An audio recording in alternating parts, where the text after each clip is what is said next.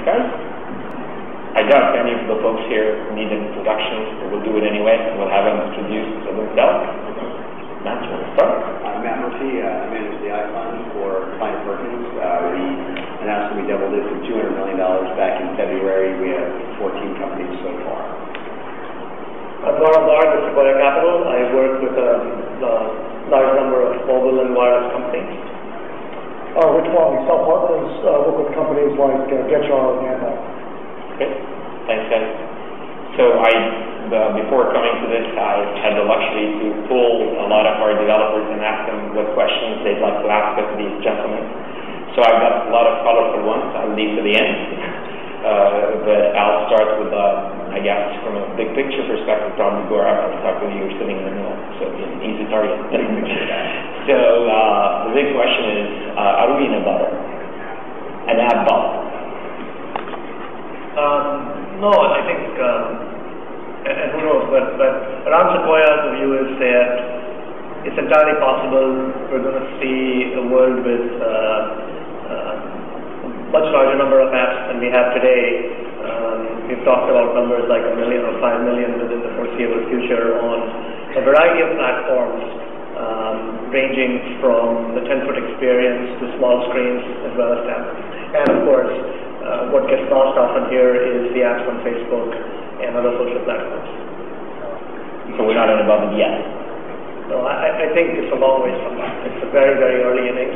Another way to put it is, I feel we're in 1995 on certain platforms, 96 on others, and even 93 on platforms like television. Rich, what do you think? Sorry. Well, I would say it sort of depends on what the aspirations of these businesses are. I mean, I think there's maybe a large number of great studio businesses or lifestyle businesses, perhaps. I think it's still early to see what are the big transformative plays, sort of in this space. I think there's a strong hypothesis some of the gaming companies or vacation companies could very well be the first wave of that, but it's not yet proven. And so I think, as one looks at how much capital one invests or how much capital one takes on as an entrepreneur, it's worth thinking about what's the realistic mark and the value of that business, and not, in some cases, getting overcapitalized. Because not everyone's going to be a $500 million, $1 billion business. I don't think it's a word level at all. That implies is there a cap on ambition or creativity, and no, and I think we're going to continue to see people increasingly attempt to put something out there and see if it can be the next big thing. And that's the beauty of these more open ecosystems. And we're also kind of in the first wave here with iPhone and Android on the phone device, and now as we see the tablets kick in, and as Garg was mentioning, now these things are cross-platform between TV, tablet, and phone. It allows a whole different set of innovation. So we're still very early. Good. Matt, I'll go next to you. I think in 2004 or 2005, I was at the Churchill Club, and John Doerr said that there won't be any new platform anytime soon. The new Samsung is Samsung, and the new Google is Google. So, do you agree? I'll have to remind him of that. No, I mean, that's funny. But as soon as we knew that the iPhone was coming out, and John immediately jumped on it. He said, "This is the next big platform," and he was totally right. I think a lot of us on this panel, and maybe out here as well, have been pushing the rope in mobile for a lot of years. And what we needed was just something where any developer could reach any consumer could get whatever they wanted at reasonable prices and very little friction. So, it changed the game in ways that is amazing to see even in 2 years. And I think it's only accelerated, as Larry said, way beyond what we ever expected when we launched the iPhone. So, Rich, do you agree that the iPhone is the big platform, or is it Facebook, Google, or something yet to be discovered or announced by Redmond? No, I think the platforms that are relevant for the next 3 to 4 years are starting to become pretty well known, and they're only in their early stage of acceleration. So, exactly to Matt's point, obviously the iPhone certainly surprised me. I'll say that in terms of how impactful it was, in terms of dominating in some cases both the advertising economy as well as the mobile economy at large over the past couple of years.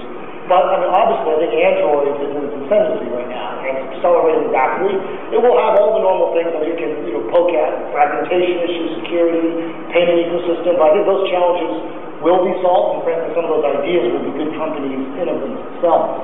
So I think, Facebook, Android, iPhone, those are the places to bet right now. And I know, as was discussed yesterday, I think it's really quite stunning to see Nokia and BlackBerry recede in relevance as quickly as it's happened. Just a short time ago, you really think of those guys as the kingmakers, and it's stunning too that they are so little relevant. What about Microsoft?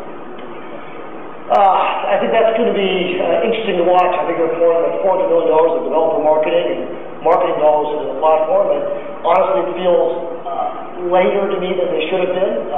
Perhaps it's too late. I think Android, in terms of its acceleration, is pretty stunning in terms of the types of handsets and the diversity of hardware they're putting out.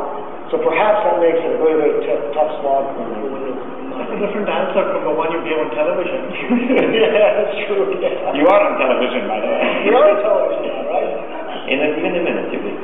Windows is going to be difficult. So, Gaurav, when you look at a company to invest, do you look at whether it's a cross-platform strategy, or would you prefer a more vertically integrated experience into a single platform? Well, it entirely depends on the company. So perhaps the best way to answer that is through example. We're investors in a company called Inkling, which does college textbooks on the iPad.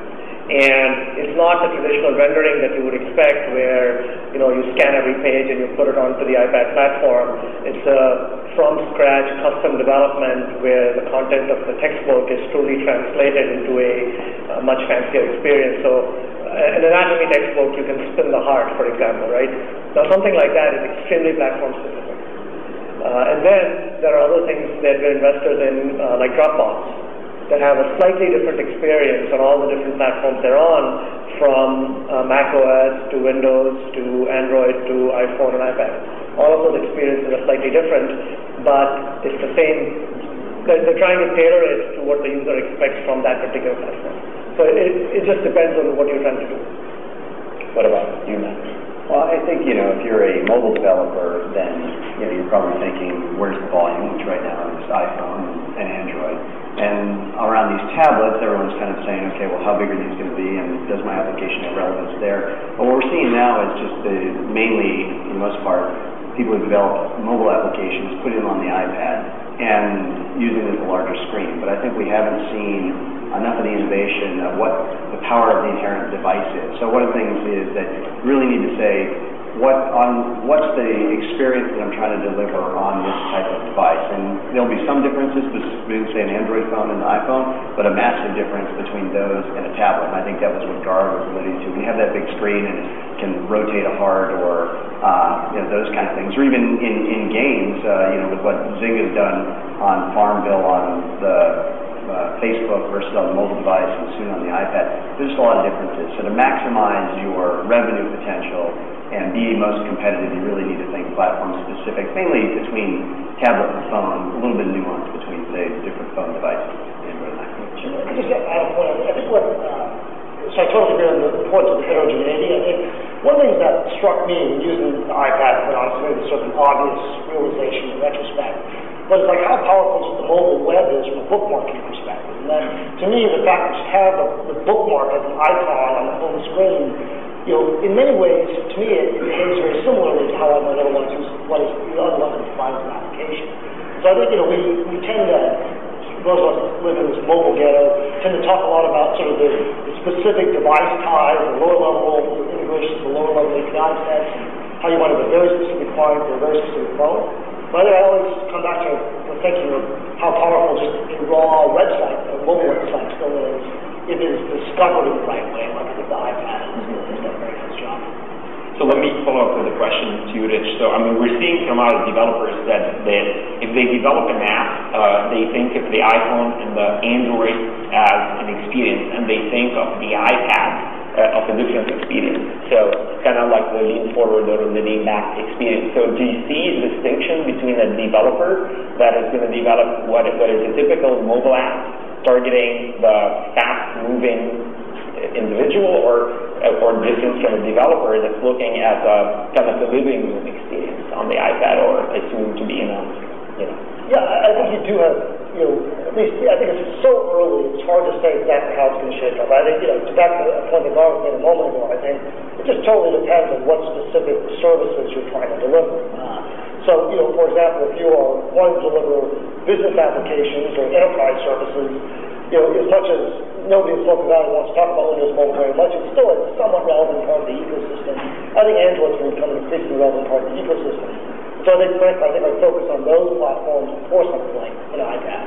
But if you're delivering more of, I think, a media or entertainment experience, I think, obviously the fabric or the substrate of something like an iPad or an iPhone is substantially better. So I think it just really depends on what specific application you're trying to deliver for what thing. I want to follow up on one thing Rich said. So if you said mobile websites, the power of those. But I think right now, if you take a look at even what's being done with, say, magazines, right? You've got companies like Zinio who are delivering a magazine that looks like a PDF and you kind of flip through it.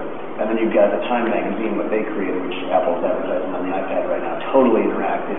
And that's kind of changing the experience of reading the magazine. Very different than something you get on the newsstand, whereas the Zinio model is very similar. And I haven't seen that delivered to the website yet. Now, we all know that we're hoping that HTML5 will make websites look like apps. But where we are today, hasn't been as much innovation on the website side, and I don't think that's the way users are really consuming new content.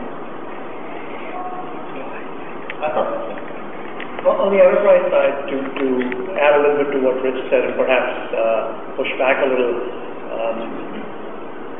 there are a large number of enterprises that are buying thousands of iPads for their employees for custom apps.